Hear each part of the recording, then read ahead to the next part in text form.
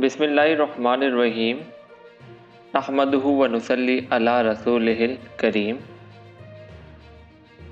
एक उलमा ने दावा किया कि कोरोना मरीज़ों की मौत से पैसे मिलते हैं और कोरोना की जो दवाई है वो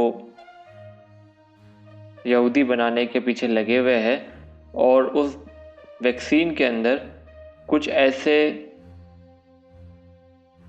इंग्रेडिएंट्स शामिल कर दिए जाएंगे ताकि वो आपका जो नफ्स है उस पर यहूदी कंट्रोल हासिल कर सके और साथ साथ जो आप इस्लाम के करीब हो और साथ साथ जो लोग मरने के लिए लड़ने के लिए इस्लाम के नाम पर तैयार है वो इस पर काबू कर सके।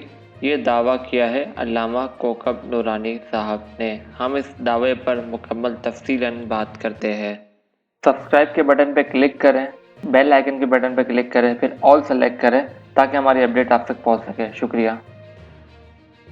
जब पहले तो इन्होंने दावा किया कि कोरोना मरीज़ों की अमवात से पैसे बनाए जा रहे हैं, तो मैंने एक डेटा हुकूमत सिंध का देखा था जिसमें इन्होंने दिखाया गया था कि तकरीबन 90% से ज़्यादा कोरोना के मरीज़ घर के अंदर आइसोलेट हुए हुए हैं और आजकल अस्पतालों की जानिब से प्रेस रिलीज़ जारी की जा रही है कि हमारे पास अस्पतालों के बिस्तर कम हो चुके हैं और ख़त्म हो चुके हैं। अब हम कोरोना वायरस के मरीज़ों को एंटरटेन नहीं करेंगे। लेकिन इसके थोड़े दिनों बाद ही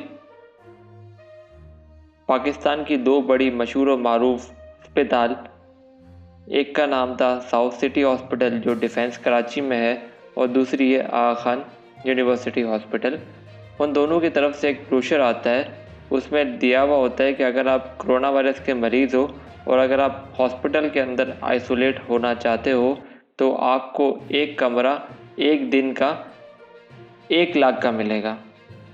कि दोनों हॉस्पिटलों के रेट कुछ आगे पीछे ही थे, एक का 1 लाख था, दूसरे का शायद 1.25 लाख था।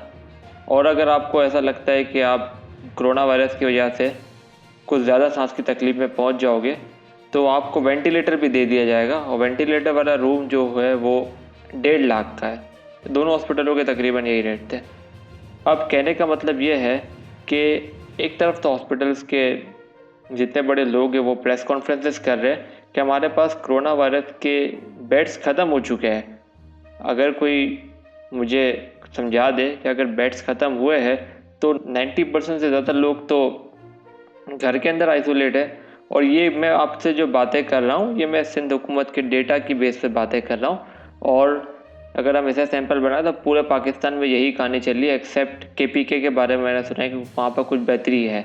खैर, तो ये तो सारी की सारी बात समझ आ गई कि कुछ साजिश है। अच्छा, अब इंतकाल की बात पे क्या फ़ायदा हो रहा है अस्पताल को, ये समझने वाली बात है। अगर मिसाल के तौर पे कोई कोरोना का मरीज़ है या सस्पेक्टेड कोरोना भी है तो उसका हो जाता है इंतकाल कमरे के अंदर। कुछ लोग कहते हैं कि अंदर ही मार देते हैं, कुछ लोग कहते हैं कि इंजेक्शन ऐसा लगा देते हैं, मार देते हैं।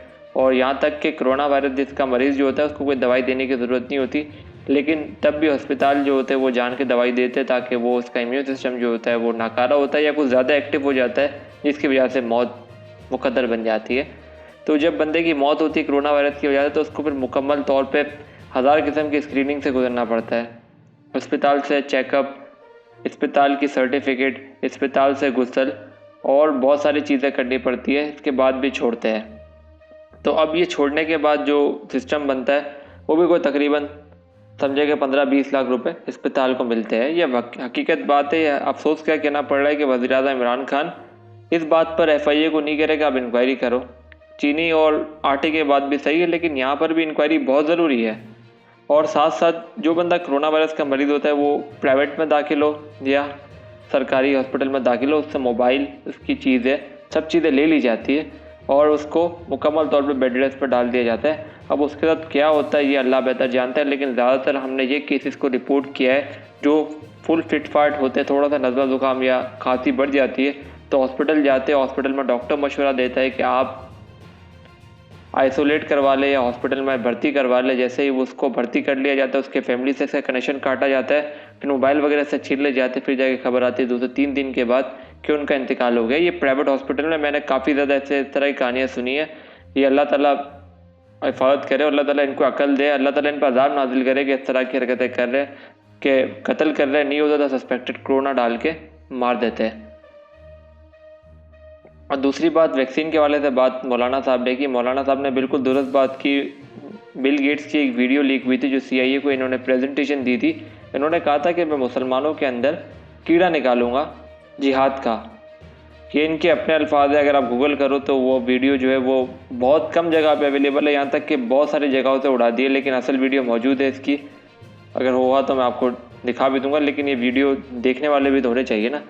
तो ये सारी की सारी चीज़ें वैक्सीन के ज़रिए काबू करना चाह रहे हैं। स्पेशली वैक्सीन के अंदर DNA होता है, फिर वो और DNA बेस्ड वैक्सीन पहली दफ़ा बनाई जा रही है। इसी वजह से जो है वो मौलाना साहब की बातें सही है। लेकिन मौलाना साहब ने एक और बात बहुत सही फरमाई कि वायरस असल है, वायरस से हमें बचना है। अब देखो, अगर आप हॉस्पिटल में दाखिल होकर मरना चाहते हो, वहाँ पर अगर आप नहीं भी अगर आप वहाँ पर दाखिल होते हो मिसाल के तौर पर, तो आप उसमें हॉस्पिटल से कोई 5 से 10% या 15 से 20% लोग वापसी आए। घर के अंदर आइसोलेट रहने तो 100% लोगों की वापसी हुई है। तो अगर आपकी तबीयत बिल्कुल सेट है तो आपको आइसोलेट रहने की ज़रूरत नहीं है, लेकिन आइसोलेट होने से पहले आप एहतियात करें ताकि आपको वायरस ही ना लगे। अगर आपको वायरस लगता है तो फिर आप ये समझें कि आपके साथ मसले मसाइल बढ़ जाएंगे। फिर जाके जो डेटा जहाँ पे आप वायरस के लिए स्क्रीनिंग करवाते हो वो डेटा फिर हुकूमत से शेयर होता है। हुकूमत फिर किसी भी टाइम आपको छापा मार के उनकी अपनी मर्जी आए तो आइसोलेट कर लें, या फिर आगा खान हॉस्पिटल या बड़ी हॉस्पिटल में आपको दाखिल करवा दें ताकि फिर आपकी मैयत ही वापसी आए। तो इससे आसान हल ये है कि हम एहतियात कर लें। हम एहतियात करेंगे तो आसानी से बंदा ज़िंदगी गुजार सकता है और कोई मसले की बात नहीं। उम्मीद करता हूँ कि आपको ये एनालिसिस पसंद आया होगा, समझ में आया होगा कि क्या असल मामला चल रहे हैं।